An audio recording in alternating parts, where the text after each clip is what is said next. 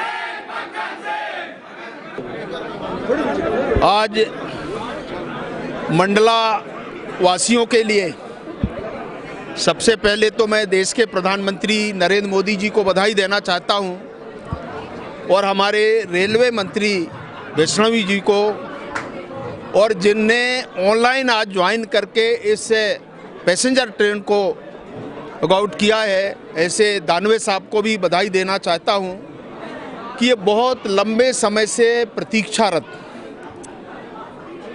लोगों की एक प्रकार का अब जो उम्मीद कर सकते हैं वो टूटने लगा। परंतु आज ऐसा संयोग है, अंतर्राष्ट्रीय महिला दिवस के अवसर पर मंडला फोर्ट से ये जो हमारा पैसेंजर है 279057 जो यहाँ से चलेगी और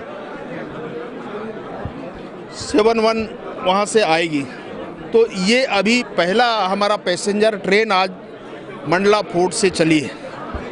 मैं आप सबको बधाई देना चाहता हूं आज के अवसर पर।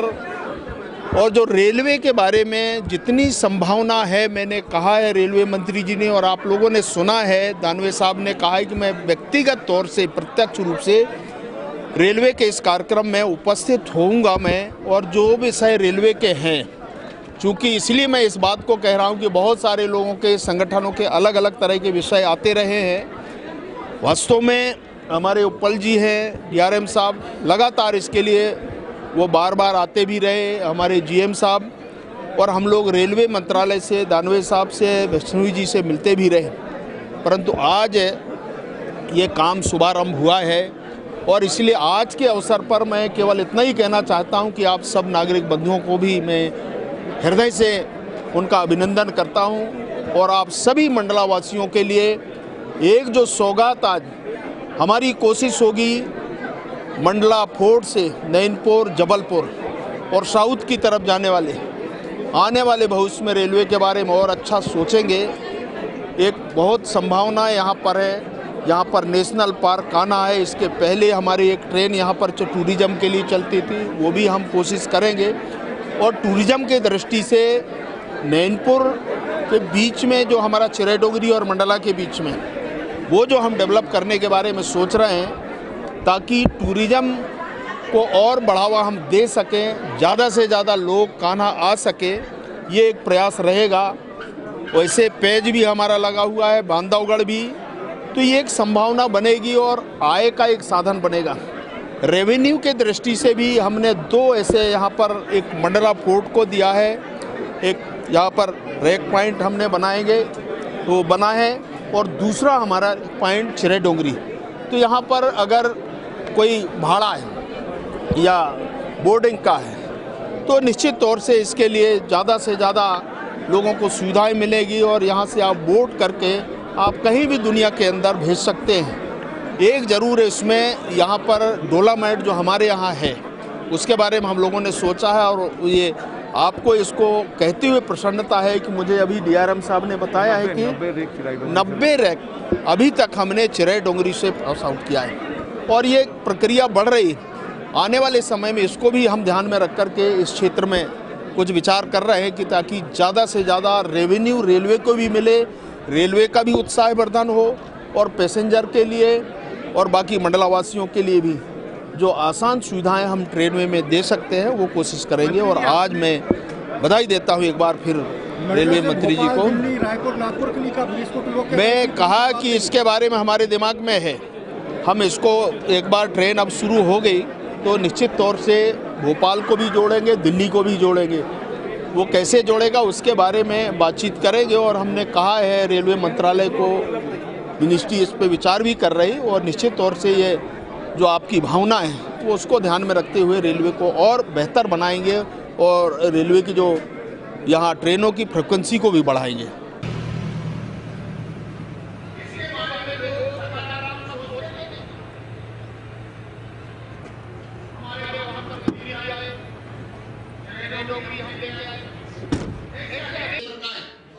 आज चाहे हम नैनपुर से बालाघाट की हम बात कर ले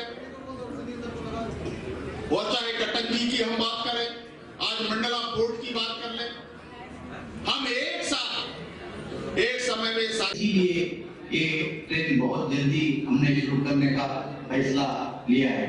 मैं पुनः नैनपुर और चिल्डोरे के निवासियों, सभी देशवासियों और आप सभी को इस सेवा के बहाली के लिए उद्घाटन कर रहे हैं।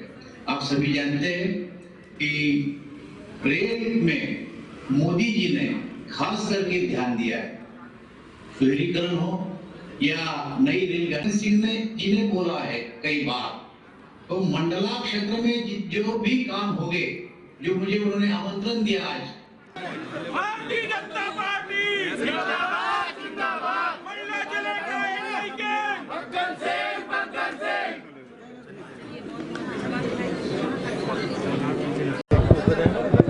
मैडम, अंतर्राष्ट्रीय महिला दिवस पर मंडला को रेल की सौगात लगातार आपकी और मंत्री जी प्रयास कर रहे थे, क्या अनुभूति और क्या विस्तार होगा?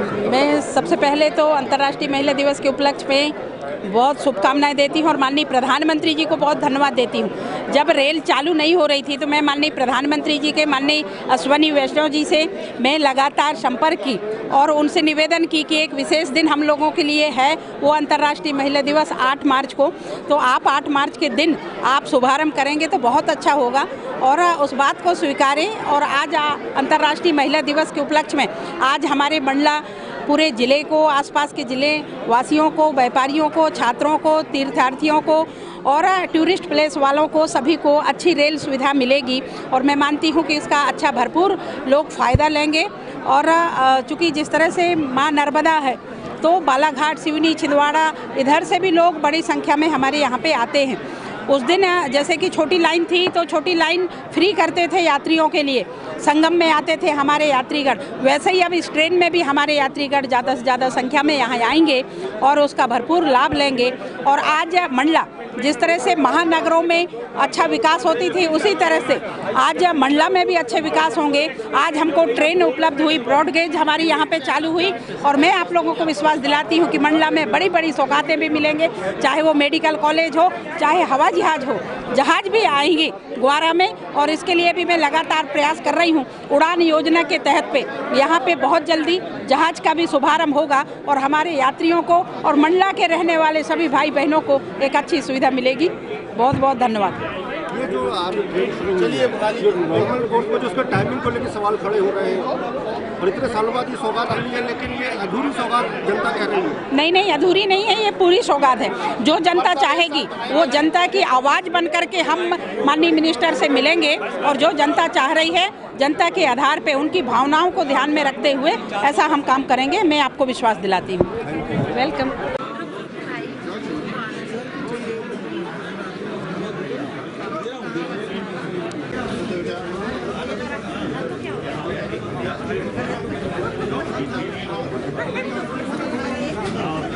डर क्या है?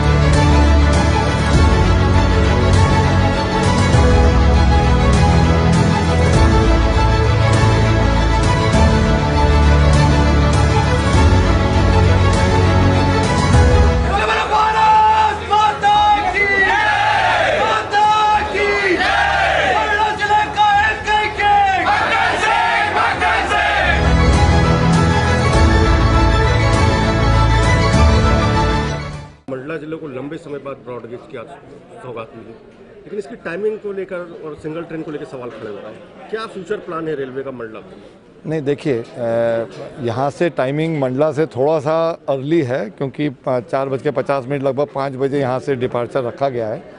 उसका रीज़न है कि मंडला का कनेक्टिविटी जबलपुर से, ये ट्रेन हमारा बेसिक मकसद है कि मंडला को जबलपुर से जोड़ा जाए।